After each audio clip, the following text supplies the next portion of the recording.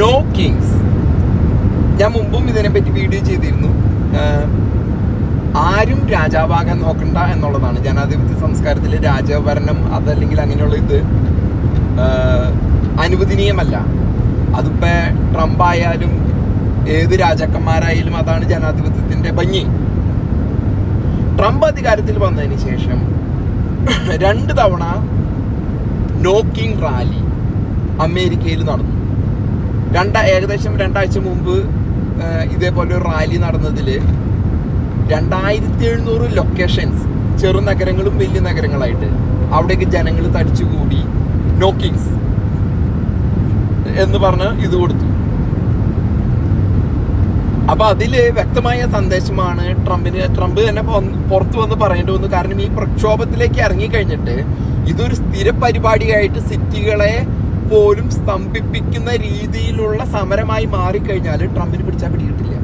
ഇവിടെയൊന്നും ട്രംപ് പല സിറ്റികളിലും നാഷണൽ ഗാർഡിലേക്ക് ഇറക്കിയിട്ടുണ്ട്. അത് ഗുണകരമായ കുടിയേറ്റക്കാരെ പിടിക്കുന്നതിനും തീവ്രവാദികളെയും MS-13 പോലെയുള്ള ഗാങ്സ്റ്റേഴ്സിനെ പിടിക്കുന്നതിന് വേണ്ടിയിട്ടാണ്. അത് വേറെ ഭാഗം. പക്ഷെ പ്രക്ഷോഭമായിട്ട് ജനം തെരുവിലിറങ്ങിയാൽ ട്രംപിന് ചിലപ്പോൾ കൈവിട്ടു പോകും.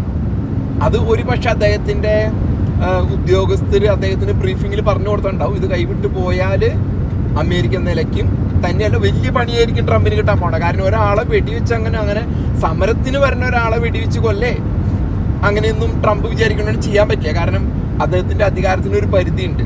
ഇപ്പൊ പുതിയൊരു ഇതിലേക്ക് അദ്ദേഹം ജയിച്ചു വന്നതുകൊണ്ട് ഇവിടുത്തെ ജനങ്ങളും പ്രതിപക്ഷവും വിട്ടുകൊടുത്തിരിക്കുന്നതാണ് ഇദ്ദേഹത്തിന് കുറച്ച് നാളത്തേക്കുള്ള ഒരു ഇതാണ്.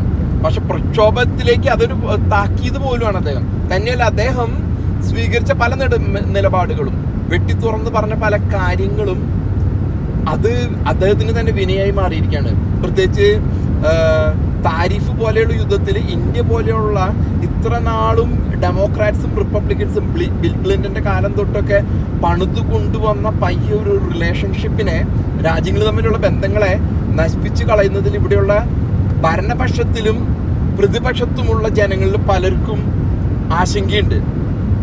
അപ്പോൾ തന്നെയല്ല ആ ഒരു ഇത് അദ്ദേഹം പരിങ്ങലിലായതിൻ്റെ പലതരത്തിലുള്ള ഇതാണ്. ഇപ്പോഴും അദ്ദേഹത്തിൻ്റെ ആ ഒരു ശൈലിയിലുള്ള സംസാര രീതി മുഴുവനായിട്ട് മാറ്റിയിട്ടില്ലെങ്കിലും അദ്ദേഹത്തിന് എവിടേക്കോ ഒരു അടിപതറിയ പോലെയാണ് ഇത് അദ്ദേഹം ഇപ്പോൾ പെരുമാറുന്നത്. അതിപ്പോൾ കഴിഞ്ഞ ദിവസങ്ങളിൽ മലേഷ്യയിൽ ചെന്നപ്പോഴും ചൈനയായിട്ട് ഞങ്ങൾ പ്രശ്നങ്ങളില്ല, ഇന്ത്യയായിട്ട് പ്രശ്നങ്ങളില്ല, അങ്ങനെയായിരുന്നില്ല മുമ്പ് അദ്ദേഹം പറഞ്ഞിരുന്നത്. അപ്പൊ അങ്ങനെ ഒരു രീതിയിലേക്ക് അദ്ദേഹം പൂർണ്ണമായിട്ടും അതിൽ ആ ഒരു താരിഫ് യുദ്ധത്തിൽ പരാജയത്തിനല്ല. കാരണം അദ്ദേഹത്തിന്റെ പല രാജ്യങ്ങളുമായിട്ട് വലിയ ഡീലുകൾ അദ്ദേഹം നടത്തി. അത് പണ്ടത്തെ അമേരിക്കയുടെ സുഹൃത്ത് രാജ്യങ്ങളായിട്ട് തന്നെ. എന്നിരുന്നാൽ പോലും ഇന്ത്യ പോലെയുള്ള ഒരു ഏറ്റവും വലിയ വളർന്നു വരുന്ന ഒരു രാജ്യമായിട്ടുള്ള ബന്ധം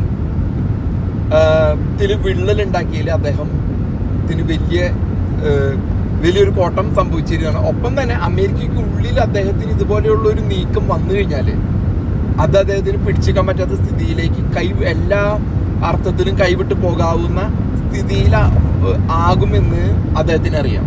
അപ്പം നമ്മൾ മനസ്സിലാക്കേണ്ടത് ട്രംപിന്റെ ഇതുവരെയുള്ള ഭരണത്തിൽ ഇദ്ദേഹത്തിന്റെ ആ ഒരു ഈഗോ താഴേക്ക് വരുത്തിയിരിക്കുന്നു കുറച്ച്. നമ്മൾ അദ്ദേഹത്തിന്റെ ഇപ്പൊ അടുത്തുള്ള ആ ഒരു ഇതിൽ സൂക്ഷ്മമായിട്ട് നിരീക്ഷിച്ചു കഴിഞ്ഞാൽ ആ ഒരു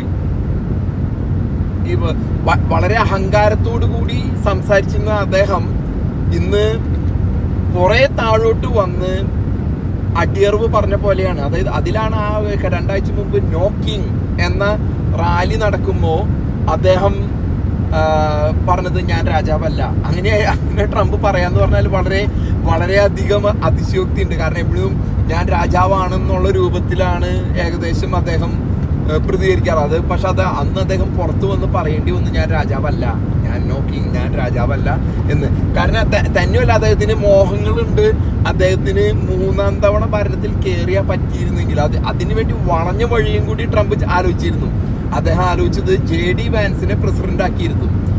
2 പ്രാവശ്യം പ്രസിഡന്റ് ആവാൻ പറ്റുള്ളൂ. പക്ഷെ പിന്നെ വൈസ് പ്രസിഡന്റ് ആവാൻ പറ്റില്ല എന്നുള്ളത് ഭരണഘടന പറയുന്നില്ല. പക്ഷെ പ്രസിഡന്റ് ആയിരുന്ന ഒരാള് അതിന്റെ താഴെയുള്ള വൈസ് പ്രസിഡന്റ് ആയിട്ട് ഇരിക്കുക എന്നൊക്കെ പറഞ്ഞാല് അത് അത്ര അങ്ങോട്ട് ചിന്തിക്കാൻ പറ്റും. തന്നെയല്ല ഇദ്ദേഹത്തിന് 80 വയസ്സ് കഴിഞ്ഞു, 82 വയസ്സായി. ഈ സമയത്ത് അദ്ദേഹം ഇനിയൊരു ഉപരാഷ്ട്രപതിയായിട്ട് വന്നിട്ട് എന്തിനാണെന്ന് ഇപ്പൊ ജനങ്ങൾ അപ്പൊ JD വാൻസിനുള്ള സാധ്യത പോലും ഇല്ലാതാവുന്ന സ്ഥിതിയിലായിരിക്കും. ഇദ്ദേഹത്തിന് അങ്ങനെ ഭരണം പിടിച്ചെടുക്കാനായിട്ട് 3ാം തവണ ഇരിക്കാനായിട്ട് അമേരിക്ക സമ്മതിക്കുമോ എന്നുള്ളത് തോന്നുന്നില്ല. പക്ഷെ അദ്ദേഹം ആ ഒരു തീരുമാനങ്ങളിൽ നിന്നൊക്കെ പിൻവാങ്ങിയാണ്. ഈ കഴിഞ്ഞ ദിവസങ്ങളിൽ കാണുന്നത് അദ്ദേഹം മുമ്പ് പറഞ്ഞ കാര്യങ്ങളിൽ നിന്നൊക്കെ പിൻവാങ്ങുകയും ജനാധിപത്യത്തെ അട്ടിമറിക്കാനായിട്ടുള്ള എന്തെങ്കിലും ശ്രമം അമേരിക്കൻ ഇതിലുണ്ടായി കഴിഞ്ഞാല് അദ്ദേഹത്തിന് അതിന് സാധിക്കുമോ എന്ന് അറിയില്ല. കാരണം ജനങ്ങളെ നേരിടാതെ ഇവിടുത്തെ വോട്ടിംഗ് സിസ്റ്റത്തിനൊന്നും അട്ടിമറിക്കാനൊന്നും ട്രംപ് വിചാരിച്ചാൽ പറ്റുന്ന കേസല്ല. അപ്പൊ അദ്ദേഹം ഇത്ര നാളും കൊണ്ടു നടന്നിരുന്ന അതേ നയങ്ങളിൽ നിന്ന് അടിപതറിയിരിക്കുന്നു. ട്രംപിന് അടിപതറിയിരിക്കുന്നു എന്ന് വേണം മനസ്സിലാക്കാൻ വേണ്ടിയിട്ട്.